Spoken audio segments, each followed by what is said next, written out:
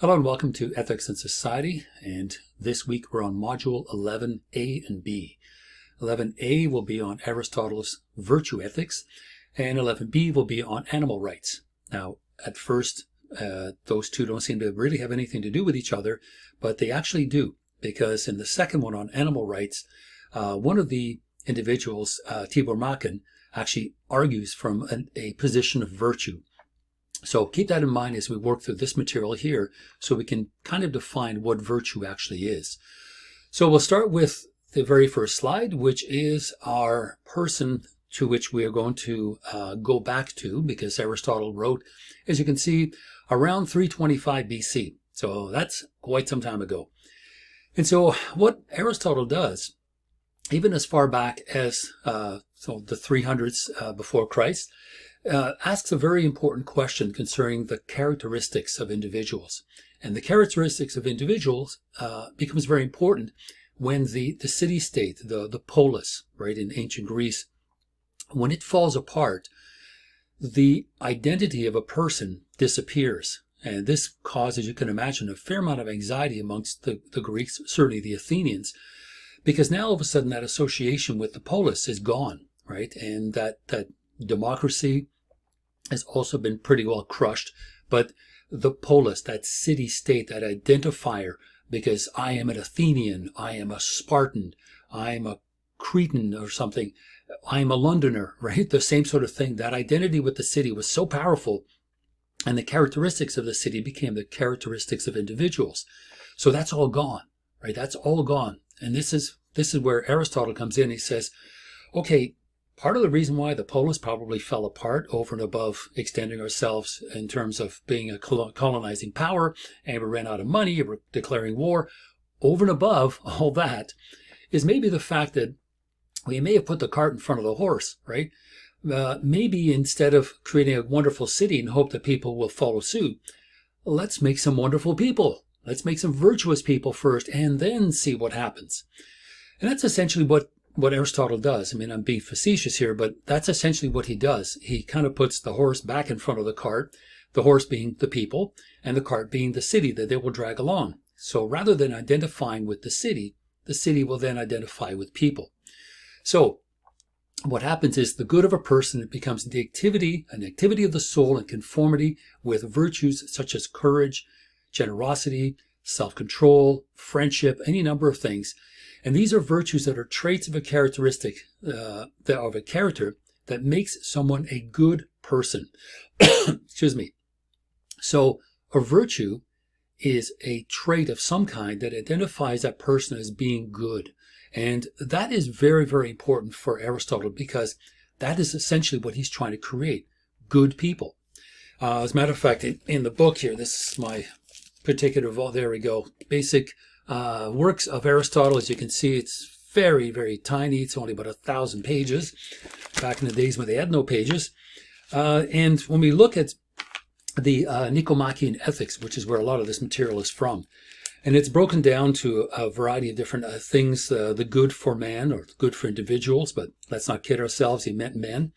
Book 2 on moral virtues, definition of moral virtue, the virtues and vices, and it goes through courage, temperance, virtues concerned with honor, with anger, with social intercourse, justice. Book 6 then goes on to intellectual virtues. These are equally important because there are two kinds. There's intellectual and moral. We'll take a look at the moral and ethical virtues because that's what pertains to this course more so than anything else. So in terms of intellectual virtues, what are they? Minor intellectual virtues, pleasure, continence, and incontinence.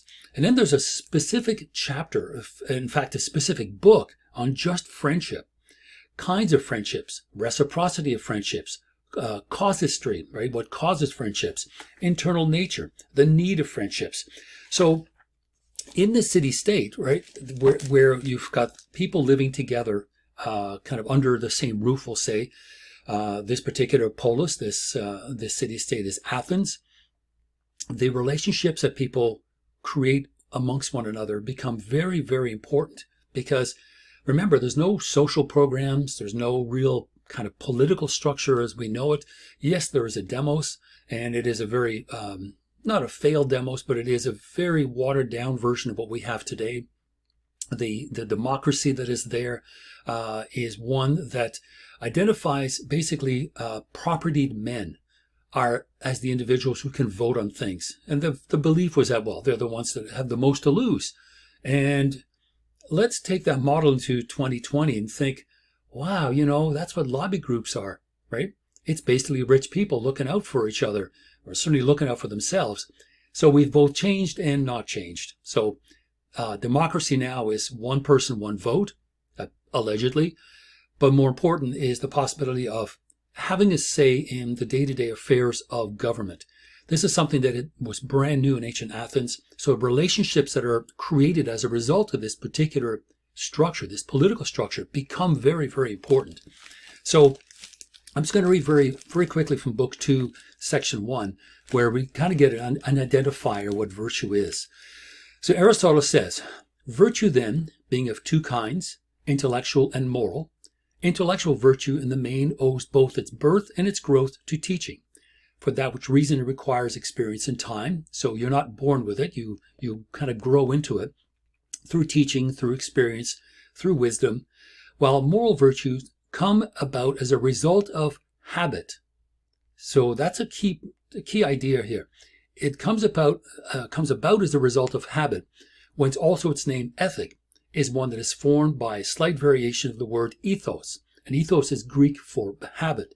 So ethics and ethos, there's a certain amount of overlap. So there is habit and an ethics, which is a behavior. So it becomes a habitual form of behavior. So from that, it is also plain that none of the moral virtues arises in us by nature. So that's not to say that Aristotle thinks, like Thomas Hobbes, that we're altogether horrible people. He doesn't. He does believe that we have reason. Well, landed aristocrats have reason. The rest of the demos, the jury's out. But what he's saying here is quite important, because he says none of the moral virtues arise in us by nature. We have to learn them, and we have to practice them every single day. So, for nothing that exists by nature can form a habit contrary to its nature. For instance, the stone which by nature moves downwards cannot be habituated to move upwards, not even if one tries to train it by throwing it up 10,000 times. Nor can fire be habituated to move downwards. Nor can anything else by nature behave in one way be trained to behave in another. Neither by nature nor by contrary to nature do the virtues arise in us. Rather, and here he gives a solution, rather we are adapted by nature to receive them and are made perfect by habit. So this is essentially the way that Aristotle views the development of the ethical dimension of people. It's not innate, it's not a natural thing, it's a learned thing. And it is possible to learn it through education and experience. So just like intellectual virtues allow us to create a sense of who we are and do that through the intellect, and of course being able to tap into reason, our moral component is also something that is not innate, but something that can also be learned. So the two of them really work hand in hand. So why exactly would Aristotle's ideas, which are from 325 BC, which is a long time ago, why would that end up being really important? Well, let's take a look. So we have talked about a number of different approaches in this course as to what constitutes ethical behavior. We've got utilitarian, we have the ontological or the categorical imperative, there's ethical egoism, there's knowledge of the social contract.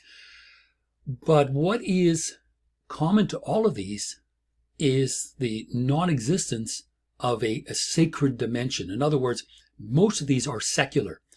And so this becomes a problem because throughout history, throughout the development of the intellect, Christians, right, viewed God as a lawgiver and we had to obey those laws. And this was the way by which people lived a righteous life. You follow the word of the Bible. So if that was the case, right, Christian thinkers tended to sort of shy away from a pure use of reason and felt that moral goodness depended instead on subordinating ourselves, right, our selfhood, our autonomy to the will of God. So along come all these different sort of moral theories that are secular, right? They're not sacred. They're not using God as a kind of foundation or kind of a lean-to that makes these ideas sort of valid and worth considering. Now, it really becomes a problem after the Renaissance, which is roughly 1400 to 1650. So already we're talking much longer after Aristotle had lived. And it becomes clear at this point in the pushback against the grip, not even just a grasp, the grip that the church had on day-to-day behavior. And what thinking individuals wished to do was to replace this divine law that was coming from top down, to replace it with a moral law, which is kind of essentially coming maybe from the bottom up, or at least across the social horizon. And so moral law, which is a secular law, not a divine one, it sprang out of human reason. The ability of us to reason towards an equitable way of living based on friendship and respect and so on, mutual interdependence with one another. These are things that are not necessarily in the Bible, but certainly will allow a society to function. So rather than going and using either the Ten Commandments, which, let's not kid ourselves, the Ten Commandments really form the foundation of most of our morality and most of our ethical behavior. Thou shalt not kill, thou shalt not steal, thou shalt not covet, thy neighbor's stuff. All these things are still, they're still part of the Ten Commandments, but what happens is they're transformed, they're transposed, modified to become the foundation for a moral law. But what makes them different is religion is not so much a sort of central facet of these ideas. Moral laws are simply coming out of reason. It is reasonable not to kill one another. It makes sense. So that's the way they kind of look at it. So these moral laws become a kind of system that specify which actions are right. Now again, as soon as you say that, which one are you going to pick? You're going to be a utilitarian. I'm going to behave in such a way that whatever I do, it's based on the consequences of the greater good. Nope. I'm a deontologist. I'm going to do the same thing. I'm going to do what is right, not what is good or what is convenient. These things cause some grief for certain people because certain individuals aren't sure what to do. Because as I just mentioned, we so far have talked about a whole range of different ideas that constitute moral law. And here's a very short list of just 4 of them, right? Ethical egoism. Each person ought to do whatever best promotes his or her own interests. Okay, we found that out about a month ago that it's not the best theory in the world. It may explain to a certain degree the way people behave, but even if outwardly we appear to be doing something that is selfless or altruistic or other directed, we may in fact be doing it simply because we don't want to have a guilty conscience. So we're kind of self-serving that way. Is that a way to be? Is that even a definition of a way to be? It's a bit muddy as to exactly what we need to do if ethical egoism says that, we ought to do whatever pleases us. So there's one option. The social contract, again, a secular idea. Everyone must follow the rules to which a rational, self-interested person would agree. That's true. And again, based on reason, right? What a rational person, right? Not a crazy fundamentalist, a dangerous fundamentalist.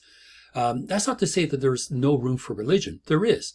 But religion now no longer guides society at large. It guides individuals. And that's how the social contract is able to make room for religion, but without having it be the arbiter, right? The arbiter of good behavior or even right behavior.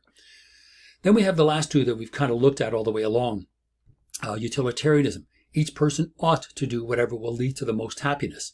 The problem is, how do we know, right? How do we know which action is going to produce the greatest or the best results, right? The greatest consequences. There could be unforeseen or unintended consequences. We don't know. So again, there's some confusion with that one. And deontology is probably the only one where there is perhaps no confusion, but it's going to sorely test your friendships if you wish to never, ever lie, never, ever use a person as a means to an end just because they got a brand new kick-ass TV that you want to check out and watch some TV show or football game or something. So deontology is perhaps the only one that gives us any kind of consistent guidance compared to the other ones, where each person must, right, must follow rules that can be accepted as universal laws applicable to everyone. So the social contract and deontology are the only two where individuals must do a certain thing. But the end result is that there is some confusion. And not only that, but moral philosophy and moral theory over the last half century, of the previous century that is, let's say since about the Second World War, philosophers have argued that moral philosophy is essentially bankrupt, right? It has no moral standing, no moral foundation other than itself, right? And as a result, when things don't work, right, what do? Because, your computer isn't working. Well, unplug it and plug it back in. Guess what? That's what moralists eventually do, right? They hit the default switch, or they unplug the whole machinery and plug it back in. Well, what happens when you plug something back in? It starts up, right? And what happens is it starts up at the beginning. And all of a sudden, here we are with Aristotle, who provides at least some way out of this dilemma that we have now placed ourselves in when we have all these different sort of moral avenues to follow. Some where we ought to do something, others where we must do something. So the end result is moral philosophy may or may not be morally bankrupt or misguided, right? The jury may be out on that. But it is difficult for people to know which law to follow, right? Utilitarianism, deontology, ethical egoism, which one of these? So all of a sudden, there is this person, when you hit the reset button, it goes back to the beginning. And we have Aristotle, who presents to us this idea of virtues. Wow, right? Zut alors, as they say in France. So, what do we have here? We have something called a virtue that Aristotle presents to us in the Nicomachean Ethics. And it seems rather elegant and simple and very straightforward. And again, it may be secular, but it really has to do with the behavior of the individual regardless of context. Okay, that works. It doesn't matter who you are. That works too. And in other words, I'd like to say it's gender blind, but when we look at some of the virtues, there is a veiled sort of sexism in them, and we'll look at that in just a moment.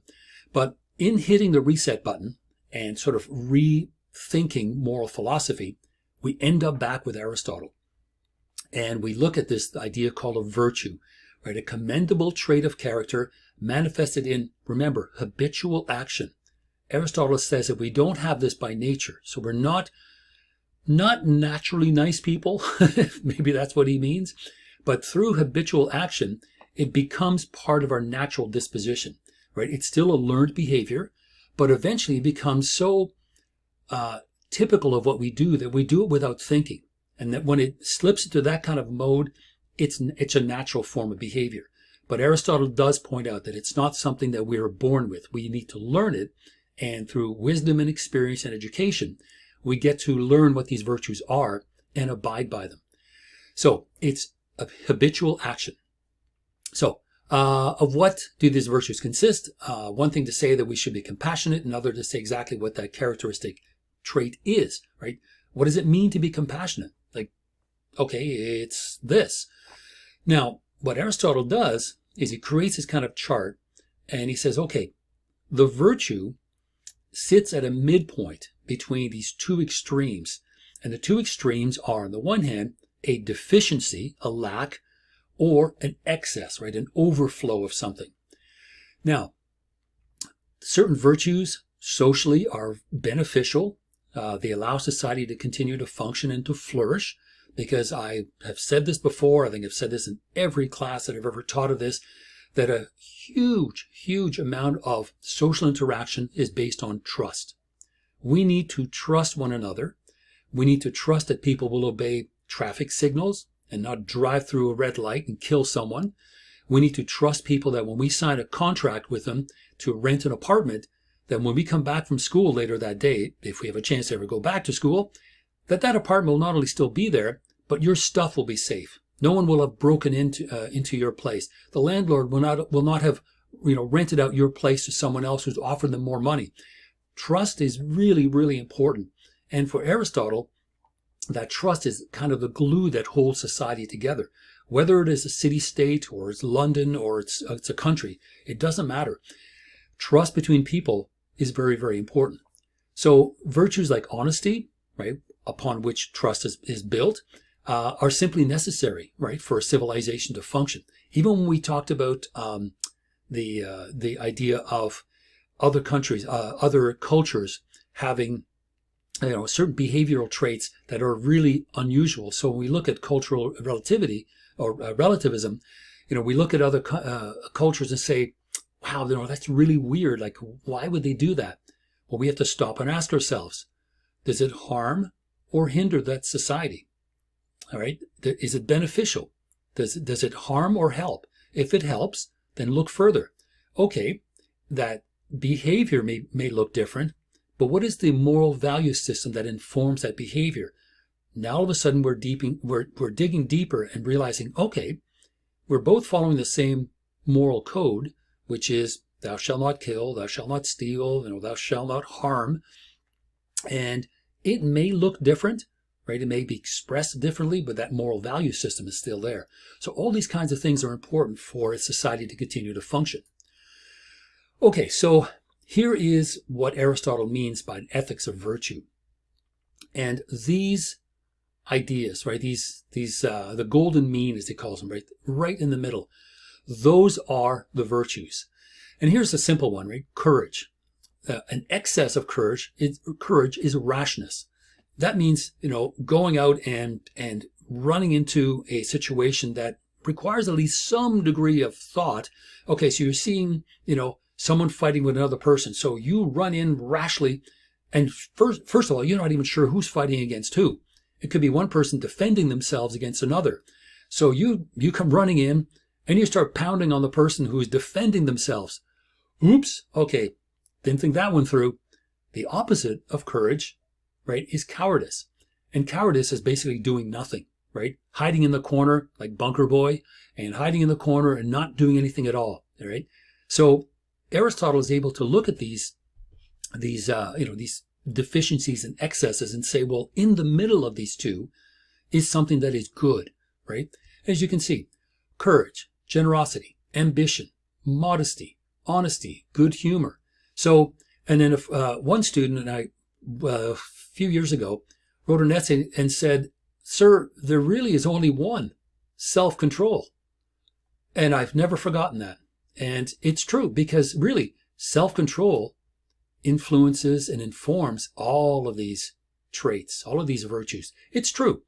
But Aristotle does say, self-control is the way by which, through education and wisdom and experience, we now can control those excesses and those deficiencies. So it was a really good paper. I thought it was a very, very smart idea and a unique way of looking at Aristotle. But yes, regardless of the self-control that kind of overrides all of these, things like courage, ambition, these things they sound slightly sexist, because when women are relegated to basically the private realm, we talked about that last week, the private versus the public realm. The public realm in the city-state, right, in the polis that Aristotle was living in, there is sometimes a need for courage. There is certainly the need for ambition. But as you can see, the rest of them, a man or woman could be generous.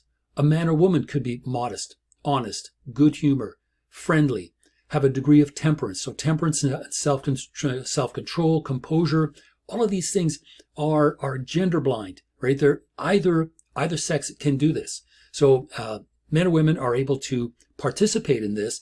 Now, Aristotle doesn't define that. I'm just bringing this into the mix because I would like you to think about it, because there's at least a couple here, courage and ambition, which are not specific, are specific to men more so than women. But the rest of them are certainly character traits that both sexes could actually engage with. Okay, so here we are. That's what virtues are, right? They're that midpoint between an excess and a deficiency.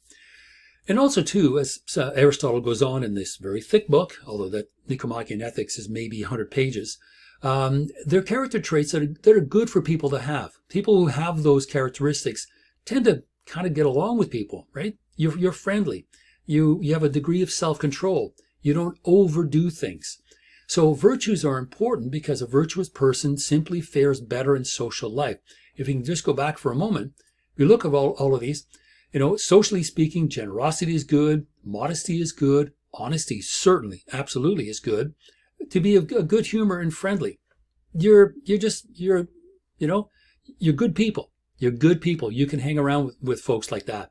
Temperance, composure, self-control. So these kinds of virtue traits, right? These characteristics are good on a social level, and they're also good for individuals because Aristotle believes that a virtuous person or a virtuous being is a social being. And Aristotle writes, I think the very, very first line, I'm not going to try to look it up in the big book, but in the Politics, that he says we are political animals. Now, when he says political animals, what he's really saying is we always strive to be in a community. That's really what is important. As I'm talking, I'm going to try to find it. And this is what he says on the idea of people that are living together, because that's really what we want to do, more so than anything else. We wish to live together, and one of the best ways to do it is to be able to get along with one another. I'm getting close to Politics. And yes, okay, so here it is. Book 1, Chapter 1, Line 1 of Aristotle's, the state is the highest form of community and aims at the highest good. How it differs from other communities will appear as we examine the parts of what is composed. And then he starts with the household and he works his way up from that to the community and then finally to the state. I mean, the state in a very sort of small s state. But our end point as individuals, as human beings, is to live in communities with others. We like to be around other people. So Aristotle says, okay, if that's the case, then let's be virtuous with one another. Let's just be good to each other. And the end result will be a society that functions quite well because it functions on these characteristics that the individuals bring to it.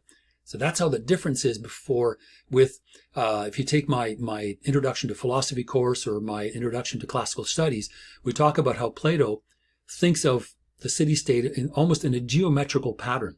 Very weird. And he says, okay, the republic is going to look like this. There's going to be this many people, and there'll be 27, fishermen, and there's going to be 27, shoemakers, and on and on. Everything's very schematic, very mathematical. And guess what? It's gone. It disappears. Not because of Plato's doing, but through a whole series of other issues external to Athens. But Aristotle looks at it the other way around. He says, let's think about the people first. Let's make good people to make a good society. It ain't rocket science. It's pretty straightforward. But the fact that he wishes for us to be social creatures is very important, because if that is the case, we will get along with family and friends. We'll get along again, society is not a word at this point, because we have instead basically the family and the economic system. So family and economics are really tied together because there's no factory to go to. There are no stores necessarily to go to. People, in a sense, run a business out of their household.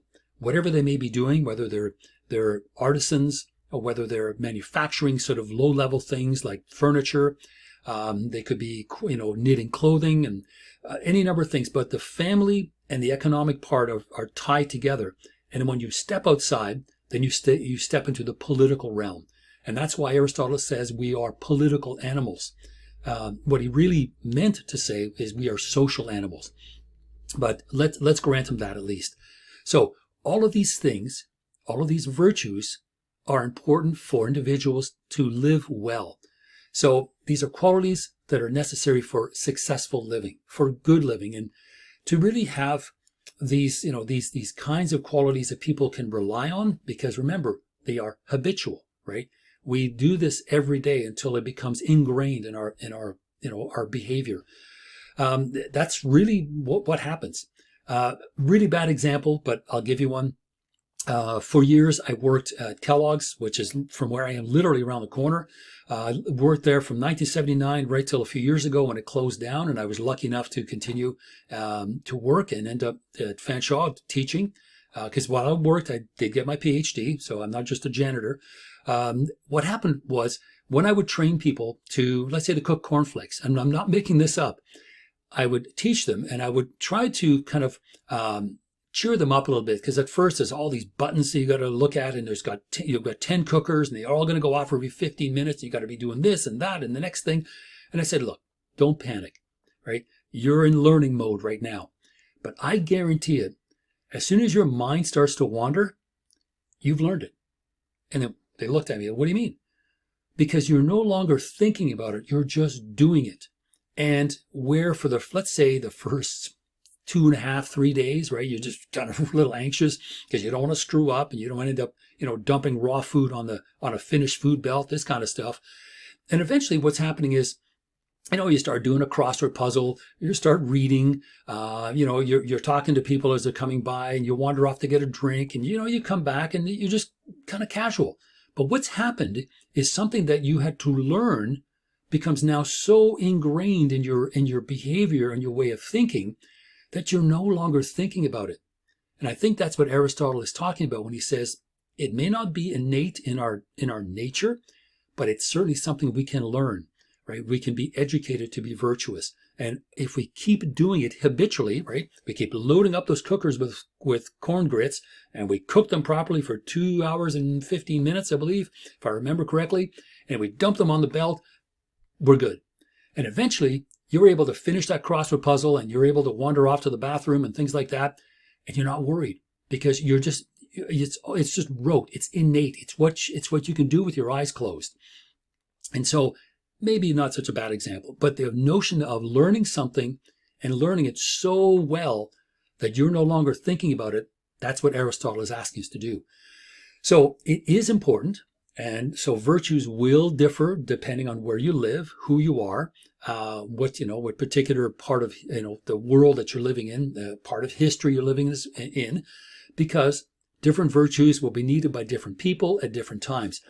If your city-state, your polis that you're living in, let's say we're back in ancient Athens here, no longer at Kellogg's, and the city-state you live in just doesn't declare war on anybody, right? They're kind of a peace-loving people, and we just like to chill, just want to chill and maybe have a few concerts on the weekend. So courage maybe isn't as important as friendship, good humor. So it really depends on where you end up, what city or what situation that you're in. So different virtues will be needed by different people at different times, but they are still measured the same way, because they end up being sort of the midpoint between an excess and a deficiency. So to summarize then, virtues are given different interpretations in different societies. A society that is peace-loving tends to not worry so much about whether or not people are courageous. Maybe they hope you can draw from that. But courage may be not as important as composure and friendship and, a general sense of well-being. 2, different actions may be considered virtuous. I'm sure that in Sparta, being courageous was certainly a lot more important than, having a sense of humor. So you can see where you are really depends on what's considered virtuous, or what society requires of us to be virtuous. 3, the value of a character trait varies from person to person, and from society to society, and from era to era even, we might add. And finally, 4, social customs do not determine if human trait is a virtue. Rather, it is based on our common human condition. So the way we live our lives will determine what we consider to be virtuous. But I do believe that Aristotle is correct when he states that honesty is a virtue. And I would say that is probably one of the cornerstones, not cornerstone, keystone, foundation, whatever you want to call it. It is that which society is built around. And without honesty and trust, things start to fall apart. I mean, we're looking south of the border that people are just going absolutely insane because, surprise, half the population has been lied to very consistently for the last, let's say 30 years, right? When you take away those 4 pillars of academia, science, government, and the media. You right? Take those four sources away, which is where you get guidance on how to live your life. When you take those away, and you are spoon fed daily this idea: don't trust them, don't trust them, don't trust them. Eventually, you don't know what to think, and hey, surprise, you're in a cult. So these ideas, social customs, right? The human condition, honesty with one another is very important. Now, how we're going to bring back literally half the population that voted in the US, that's a whole other nightmare. But at least for us here, for virtues, we know that they can be interpreted differently depending on where you are, and different actions can be considered virtuous. And the character traits that are considered virtuous will differ from person to person, society to society. And ultimately, no matter what it is, it's always going to be based on the human condition that we find at that particular time. So clearly, ancient Athens around 325 BC looks very different than Athens today in 2020, or even London, Ontario. So as we evolve as people, we still maintain this idea that virtues are good, but they look different, right? They're acted upon differently, but they're still certainly required. So again, the key points, we've kind of sort of hammered this thing for quite some time here, but again, it's a commendable trait of characteristic manifested in habitual action that is good for anyone to have, male or female. So the midpoint between excess and deficiency, issues like honesty and trust are very, very important. They are foundational to a society. A person that is virtuous just does better in society, right? They just seem to have more friends. People trust them, right? And why not? Virtues will differ, as we saw those. We're not going to repeat them, but anyway, those are the key points. So I'm going to wrap up here, a little over half an hour here, just almost at 37 minutes. So I will see you on the other side with part 2 of Module 11.